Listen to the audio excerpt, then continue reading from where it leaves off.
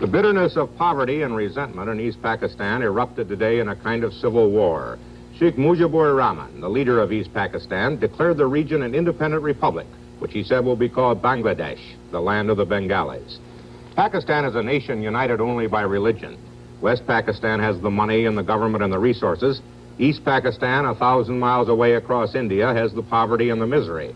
It seems to get in the world news only when it sets a record for disaster, as it did last fall with the tidal wave that killed 200,000 people. Now West Pakistan, which also has most of the army, is trying to crush the revolt. There are reports of many casualties in Dhaka and other East Pakistan cities. Americans reaching the U.S. consulate in Dhaka say that the army is using full force, including tanks, throughout the country. The revolt came after a final breakdown of talks for which Pakistan President Yahya Khan went to East Pakistan. The background of today's Declaration of Independence now, from Ted Koppel in Dhaka.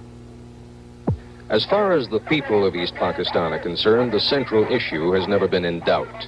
They have been treated, they feel, as though their country were a colony of West Pakistan.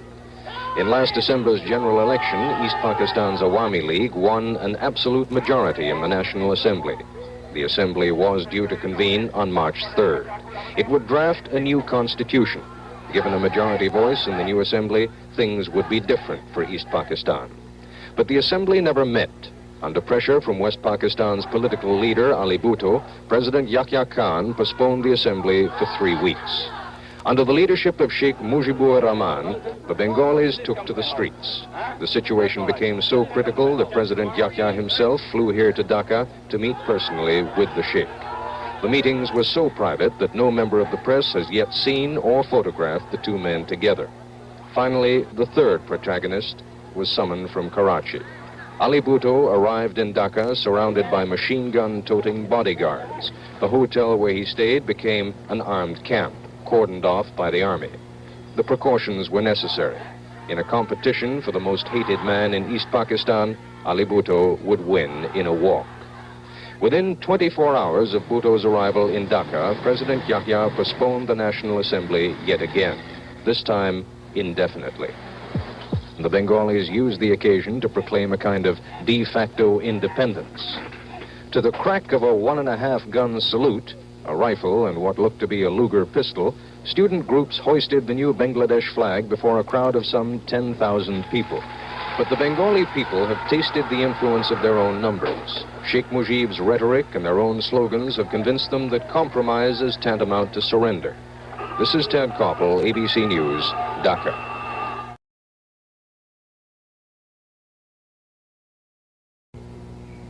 If it could be done without violence, the best solution to the Pakistani crisis would be to let rebellious East Pakistan and its leader, Sheikh Mujib, secede and become an independent nation. East Pakistan has been subjected to regional injustice beyond endurance. It has more people, 75 million to West Pakistan's less than 60 million.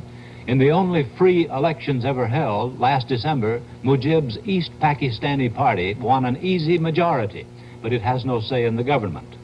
East Pakistan pays more taxes than West Pakistan, yet it gets in return only 30% of the whole nation's budget expenditures. Moreover, it gets only 30% of the whole nation's foreign aid, West Pakistan taking the lion's share. And it is allowed, East Pakistan is, to provide only 15% of the whole nation's bureaucracy and only 10% of the whole nation's army. West Pakistan again takes the lion's share. Aside from having a just complaint, Mujib has a more rational policy. Above all, he favors and can get resumed relations with neighboring India. That would end a major friction point on the map, and it would enable Pakistan to buy much-needed imports like coal from India at 1/5 the price she must now pay for them from other nations. Insofar as the U.S. has any influence, it should be bent to trying to stop the violence first, and then second to obtaining autonomy for Mujib and badly mistreated East Pakistan.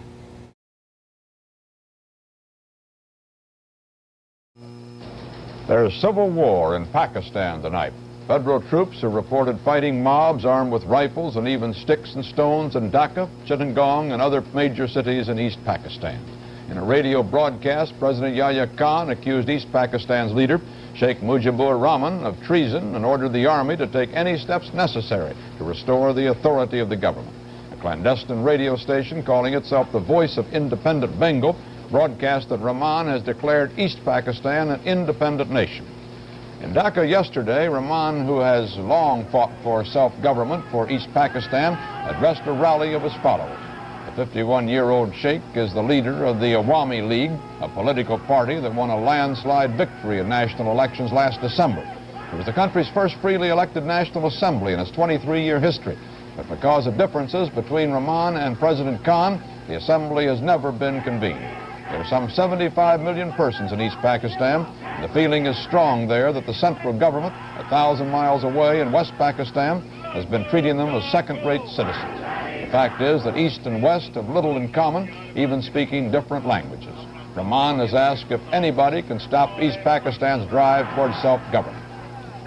Oh, nobody can stop it. Autonomy of East Pakistan? Nobody can stop it. Autonomy? Oh, definitely. No one can stop my autonomy. More than that. More than autonomy. No question of this and that. I want my rights. Emancipation. I want my emancipation. West Pakistan cannot do anything about it. Who can do anything when 70 million people are united behind us? Even with the army. What damn army can do? We don't care for them. They can suppress my people with bullets. So you're already the chief of independent Bengal. De facto, not legally, but de facto. What? I am representing the people of Bengal. Legally, morally, I am the man who can govern this country. There are some 1,100 Americans in East Pakistan, and so far as is known, none of them has been harmed in the violence. The State Department has not decided whether they should be evacuated.